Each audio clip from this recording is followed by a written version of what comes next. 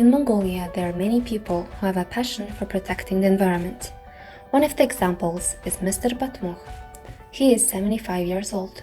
After his retirement, he fully devoted himself to protect the environment and has been working each day towards it. So now let's take a closer look at him.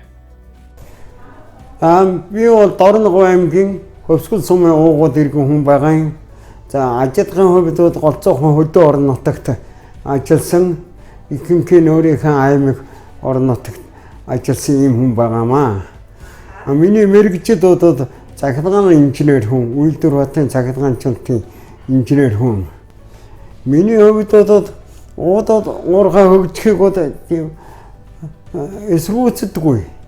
Гэхдээ уурхай тэрнийхэн зэрэгцээгээр байгаль орчныг хамгаалах хоёр ажил 50% зэрэгцээд явж явах ёстой гэсэн ойлголттой байдаг. Тэгвэл миний хувьд бол жинхэнэ номоор явж байгаа уурхайг бол учиргүй эсрүүцэхгүй тэр явдгаараа явна. Ном босыг одоо номоор нь байдаг эсвэл одоо тэрнийг бодоодхын төлөөд ингээд явж байдаг.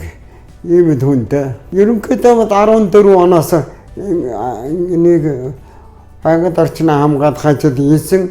Юунаас болсон гэхээр манай тэнд одоо Дорногов аймагт хамгийн өндөр оргил тооцогдох Худагууд гэж газар байдгийг. Худагуудыг 1988 онд аймгийн тусгай хамгаалтанд авсан байдаг. Гэтэл тэр аймгийн тусгай хамгаалтанд авсан юмыг үед хараад 2014 оны 10 сарын 14-ний өдөр Худагуудын яг дэрэгд нь ашиглалтын тусгай лиценз олгогдсон. Тэгээд манай сумын Эрдэнэ жаргалын оюун цэцэг тэргүүтээ 19 хүн улсын хурлын өргөдлийн байнгын хороонд өргөдөл бичснээр энэ ер нь байгаль орчныг анхаан төлөө явах юм тэмцэл ч гэдэг юм уу ийм юу одоо эхэлсэн л да. Батмухгүй гэдэг энэ байгаль хамгаалах сэтгэл зүрэхтэй энэ иргэнтэй бид нэр хамтарч ажиллаад 2014 оноос хойш хамтарч ажиллаж байна. Тэгээ манай Батмухгүй бол одоо байгаль орчныг хамгаалах чин хүсэл эрмэлзэлтэй Монголын олон мянган иргэдийн маань төлөөл нэг юм мундаг ах байгаа. Тэгээ Батмухгүйтэй бид нэр манай байгууллага 2014 онд Дорногов аймагт манай судалгааны багийнхан явж байгаад анх танилцж ирсэн байлээ. Тэгээд Батмухгүй тухайн үед нөгөө орон нутгийг хамгаалах гад тэгээ өөрөө гараараа нэг зураг бэлтжээд, гар зураг бэлтжээд, газрын зураг бэлтжээд тэгээ тэрийгэ танилцуулаа явуулсан. Анх тэгж танилцж ирсэн. Тэгээ түүнээс хойш одоо сүүлийн 5-6 жил манай Батмухгүй олон байгаль хамгаалах ажлууд хийж, газар нутгийг хамгаалах ажилд бол маш их ажлыг амжуулсан байна.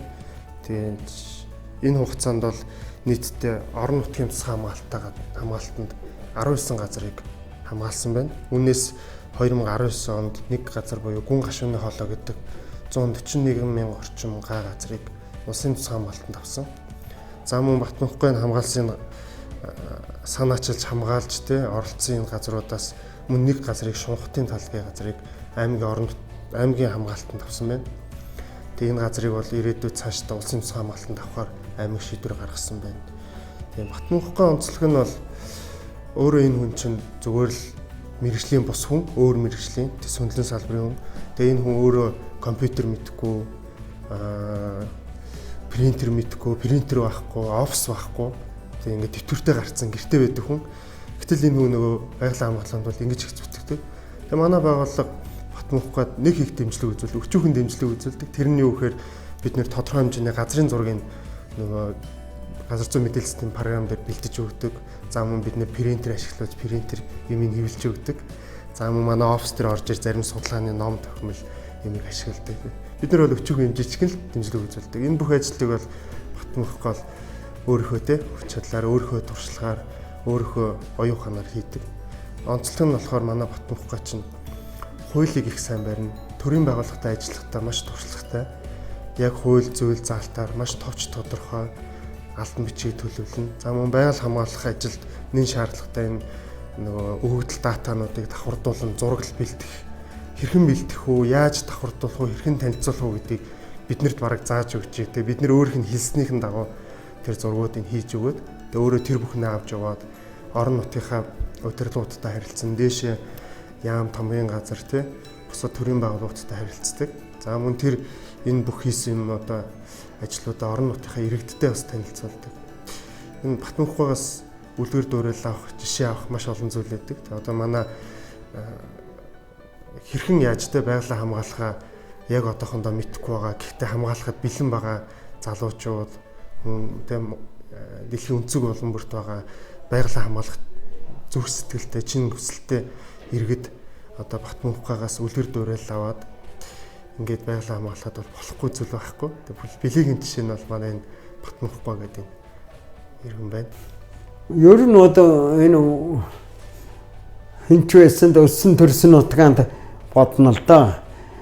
Тэгээд ер нь байгаль орчныг хамгаалах тухай хуулиндууд зөвхөн өөрийнхөө орон нутгийн төлөө тэмцэх гэсэн байхгүй л дээ. Монгол улсын иргэн байгаль орчныг хамгаалах эрхтэй гэсэн заал байгаа.